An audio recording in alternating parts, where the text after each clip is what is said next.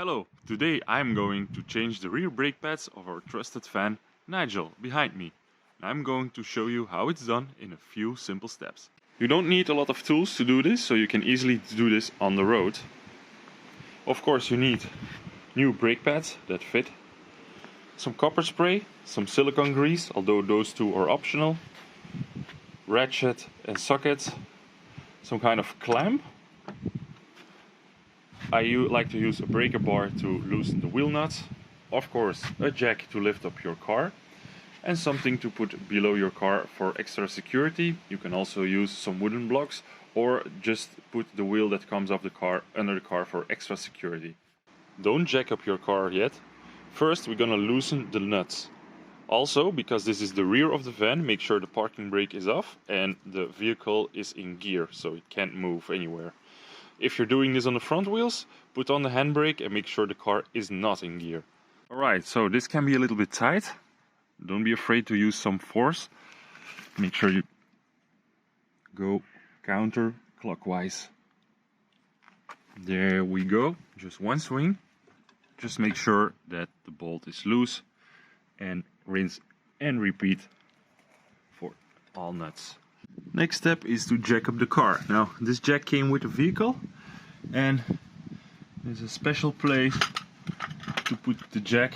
Just make sure you position it on the chassis.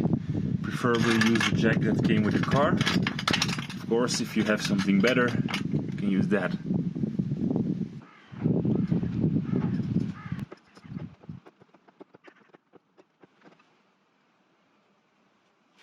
Alright, so the wheel is off the ground.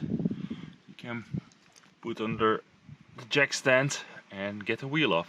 Since the bolts are already loose, we can just use a little ratchet. Remove all the bolts and take the wheel off.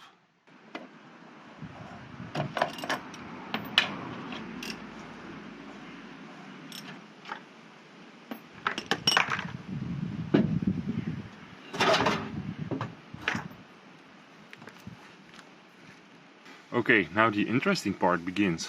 Now first, see if the wheel spins freely, nothing's going on.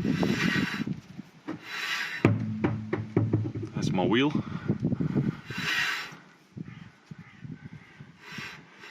Can be a little bit of friction, but you should be able to spin it by hand. Okay, now next step. Gonna undo this bolt.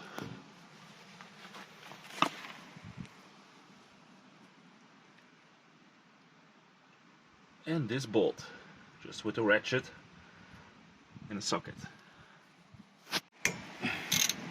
These shouldn't be too tight.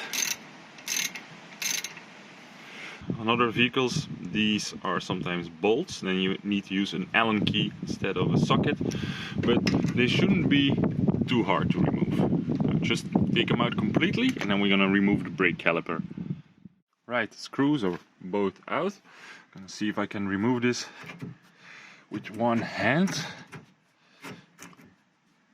Alright, there we go. Then you put it to rest somewhere. Make sure it's not hanging on the brake line, that's not good. And now it's quite easy. We can just take out these pads. As you can see, these are really at the end of their life. Especially on this side. Now, if there is uneven wear, then that might be a reason to check further what is going on. So, as you can see, these are worn the same, so no reason for concern. And you can check if these sliding pins still slide. As you can see, no issue there. You can inspect the rubber. There's some dirt. You can replace them, but I have another video about that topic. Seems all fine. So what I'm gonna do is gonna clean these clips. You can just take them off. Gonna clean them. It's not necessary, but if you got the time, you can do it properly. Be right back. Alright, I prepared the brake pads. Put a little bit of silicone grease here on the tips just to make sure that the sliding is a little bit smoother and it can avoid squeaking brakes. Silicone grease is good against high temperature and it will repel all humidity. And it's not an oil-based product because you don't want that near your brakes. Now this step is optional. If you don't have silicone grease or you just don't want to do this for some reason, no worries.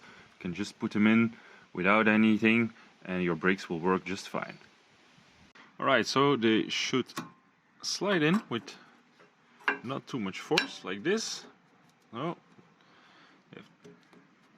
That's basically it. The new brake pads are on. Next step, we have to push this piston back so they will fit back on the new brake pads, because of course they're much thicker than the old ones, so this one wouldn't fit. That's why we need the clamp. Place the clamp on the piston, and then I don't know if it is gonna work with one hand. Nope, but you basically just tighten it and this piston will go back into the caliper completely so we can fit it over the new brake pads.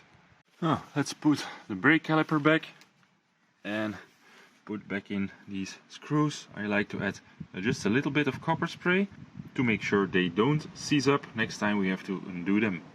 Again, this step is optional, you can just screw them back in as is, it will be perfectly fine.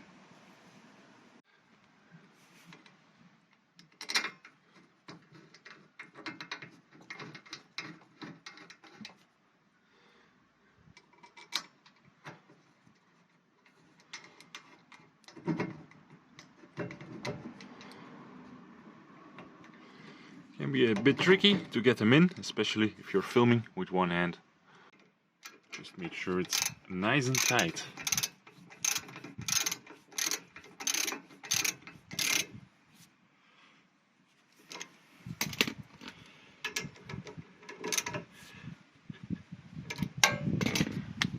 That's it. Job done. Put the wheel back on, put the wheel nuts back in, lower the car. Now we're gonna do a very important step. Torque the wheel nuts to spec. Now I have a torque wrench, maybe not the most modern one, and for this car it's 150 Newton meters, so I can tighten them to spec. If you don't have a torque wrench, you can just use a breaker bar and tighten them down all the way you can. And either way, it's a good idea to check after 50 or 100 kilometers to see if the bolts are still tight, just to make sure, safety first. It's also a good idea to tighten them in a crossover way. So instead of going 1, 2, 3, 4, 5, we're going to tighten this one, this one, this one, this one, and then this one.